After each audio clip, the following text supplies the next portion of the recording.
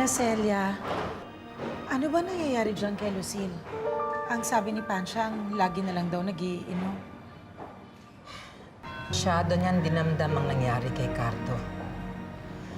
Alam niya na kung nakinig ka lang sa kanya, nakinig ka sa amin, hindi sana madidisgrasya si Cardo dahil sa pinang yan. Alam ko na, nagkamali ako. Alam mo kung anong mabuti.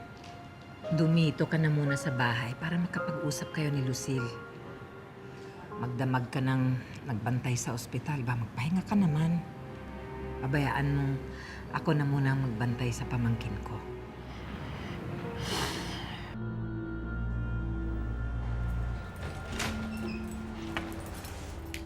Nurse!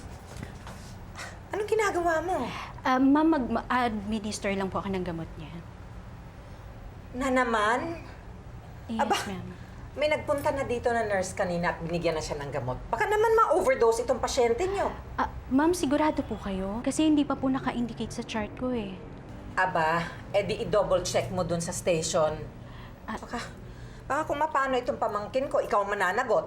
Sige po, ma'am. Sorry po. Check mo, miss. Hindi pwede yan. Sige po. Naku, bagal, oh. Sorry po, ma'am.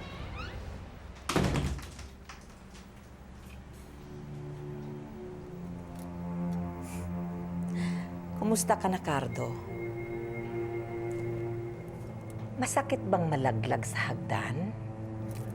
Eto, masakit? Sayang. Hindi pa kita tinuluyan ng tinulak kita sa hagdan. Hindi pa naman kita mapapatay ngayon dahil wala si Ina na pwede kong pagbintangan. Alam mo, sabi nila, bumubuti na raw ang lagay mo. Hindi ako papayag.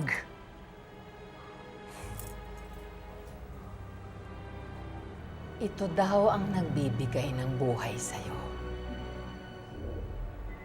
Pues, tanggalin natin.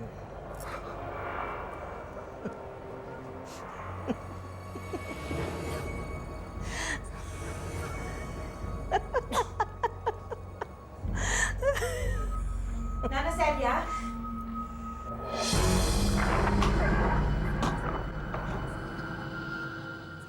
Ano nangyayari? Naku, Marisa, buti dumating ka. Biro mo, nakita ko itong oxygen, hindi nakakabit. Naku, mga nurse dito, pabaya. Tadali, tatawagin ko yung mga nurse. Alam mo kung anong mas mabuti, Marisa? Iuwi na natin si Cardo. Kahit papano sa bahay, parati ako nandun. Mababantayan ko siya at maaalagaan.